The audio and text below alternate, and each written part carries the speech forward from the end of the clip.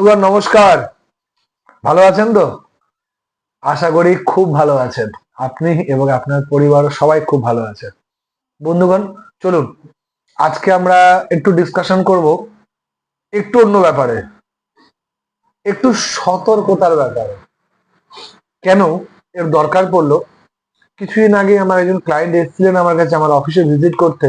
এসে বললেন যে প্রসেনজিৎ, কালকে কি তুমি ফোন করেছো দুপুরবেলা? আরে না তো।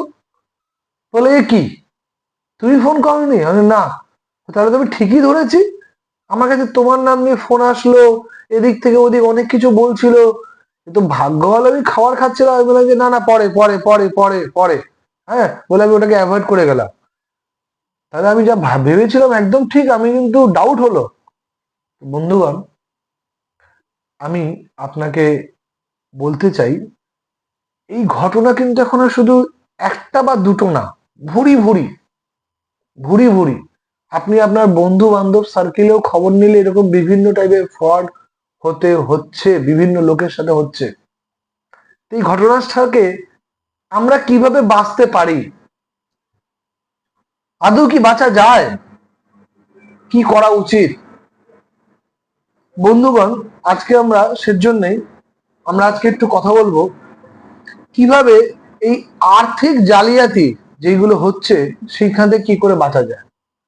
প্রথমত আমি আপনাকে বারবার বলবো, আপনি দেখবেন এই বিভিন্ন টাইপের কলগুলো মেলাবেন, যত রকম ফোন কল আসে, সেটা কার্ড রিলেটেড হোক, সেটা যে কোনো ফ্রড হোক, প্রত্যেকটা ফ্রড কলে একটা কমন ইন্টেনশন থাকে, কি বলুন তো? এই মুহূর্তেই করতে হবে, এই মুহূর্তেই নিতে হবে, অফারটা এই মুহূর্তের জন্যে, এক্ষুনি বলুন, ইমিডিয়েট। কেন এই টাইপের যখনই কোনো ফোন কল আসবে আপনি বুঝে নেবেন ইনভেস্টমেন্ট বা কোনো জিনিস না এরকম ফোর্সফুলি বা এরকম ওই মুভমেন্টের জন্য হয় না, একদম হয় না।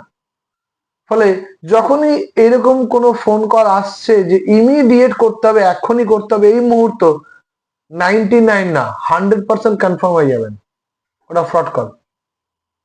আপনাকে যে কোনো কল, আননোন কল আসা মানেই আপনি ধরবেন ফ্রড না। আননোন কল আসা মানেই আপনি আগে সময় নেবেন, আপনি তাকে বলবেন হ্যাঁ সব শুনলাম বুঝলাম, আমাকে সময় দিন, আমি জেনে বুঝে আপনাকে আমি কল করব, আপনার নম্বরে কল ব্যাক করবো, সব শুনলাম বুঝলাম, হ্যাঁ হ্যাঁ হ্যাঁ হ্যাঁ আমি করব। ও কিন্তু বারবার চেষ্টা করবে সামনের পার্টি কিন্তু যে আপনাকে কিন্তু ওই কলেই, ওই সেম কলেই ব্যাপারটা কানেক্ট করে অন কলেই কিন্তু আপনার সাথে কনভারসেশনটা কমপ্লিট করতে। আর আপনি বারবার চেষ্টা করবেন যে কলটা রাখুন, আমি জেনে বুঝে আপনাকে আমি কল ব্যাক করছি। বন্ধুগণ, কারণ যদি টাইপ নিয়ে কথা বলি তাহলে অনেক টাইপের আছে, ঠিক আছে, বাট আপনাকে বাঁচার কিন্তু রাস্তা আমি কি বললাম, আপনাকে মাইন্ডে মনে রাখতে হবে যেই কলগুলো আপনার কাছে এসে আপনাকে ওই মুহূর্তেই কিছু চাইছে, সেগুলো থেকে 100 কদম দূরে থাকবে। আপনার উত্তর কি হবে? শুনলাম বুঝলাম, আমি আপনাকে কল ব্যাক করছি। সব থেকে বড় গাইড বা সব থেকে বড় গুগল কে জানেন? আপনার নিজের ব্রেন। ওরা যারা আপনাকে ফোন করে ও চায় না আপনার ব্রেনটা কাজ করুক, আপনাকে পুরো একটা কনফিউজ করে দিতে চায়, একটা মানে হিপনোটাইজ করে দিতে চায় ওই ফোন কলেই। বাট আপনি যদি মাথাটাকে একটু শান্ত দেন, একটু সময় চেয়ে নেন, তাহলে দেখবেন আপনার ব্রেন আপনাকে বলে দেবে তুমি ইমোশনালি কি করতে যাচ্ছিলিস। তখন আপনার উপরে কিন্তু লজিকটা কিন্তু আপনার উপরে ভারী হবে, প্রথম। নম্বর টু, আমি কিছু জমির, কোনো আমার ক্লায়েন্ট যখন জমি কিনতে গেছিল তার যা এক্সপিরিয়েন্স পেলাম, আমি চাই চাই যে সেটা আপনার সাথে শেয়ার করি, কারণ কালকের দিনে যদি আপনার সাথে না হয়।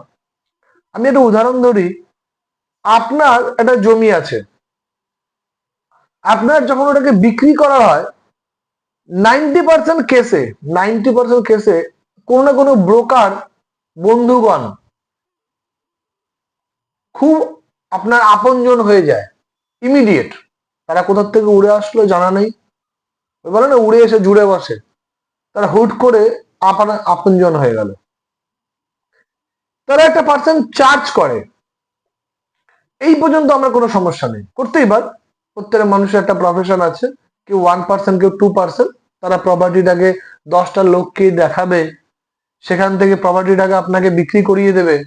কারণ আপনি তো জানেন না যে কে কিনবে, আর আপনার কাছে অত সময়ও নেই। ফলে তারা লোক নিয়ে আসবে, দেখাবে, দেখিয়ে ফাইনাল করবে, সেখানে 1 to 2% তারা চার্জ নেবে, ঠিক আছে। বাট ওভার প্রাইসড, এটা শুনে তো আমি অবাক। মানে আপনার যদি প্রপার্টিটা আপনি দাম ধরেছেন, আপনার আস্কিং প্রাইস 40 লাখ, আপনি জানেনও না মার্কেটে কিন্তু সেটাকে 50 লাখ করে সেল করা হচ্ছে। মাঝখানে 10 লাখ টাকা সেটা কিন্তু ওভার প্রাইস রাখা হয়েছে। জমিটা বিক্রি হয়ে কিন্তু আপনি পেলেন 40 লাখই, 10 লাখ টাকা কিন্তু আপনি পেলেন না। এবং যে কিনলো সে কিন্তু 50 লাখ দিয়ে কিনলো, কিন্তু তার কিন্তু 40 লাখের জমি কিনলো।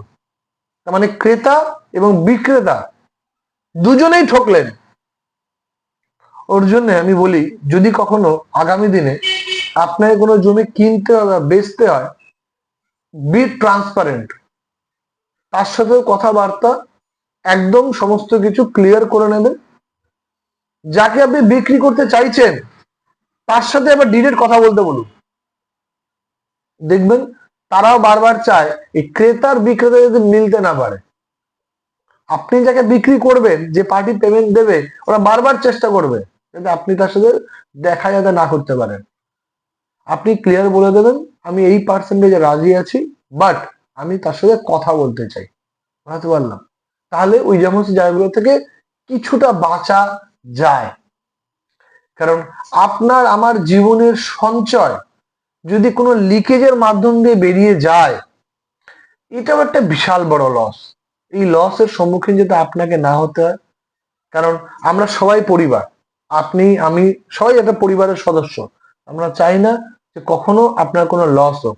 তো আগামী দিনে সেই আরবিআই যেটা আছেন, জাগো গ্রাহক জাগো, আমি আপনাকে বারবার বলবো, যখনই কোনো কাজ করবেন, করিয়া ভাবিও কাজ, বলে না, ভাবিয়া ভাবিয়া করিও কাজ, করিয়া ভাবিও না। ব্যাপারটা একদম ঠিক, যে কোনো কাজ করার আগে 10 বার ভেবে নিন, করার পরে আর ভাবনা চিন্তার অবকাশ আর থাকবে না। ভালো থাকবেন, সুস্থ থাকবেন, সতর্ক থাকবেন, নিজের পরিবারের খেয়াল রাখবেন। জয় হিন্দ।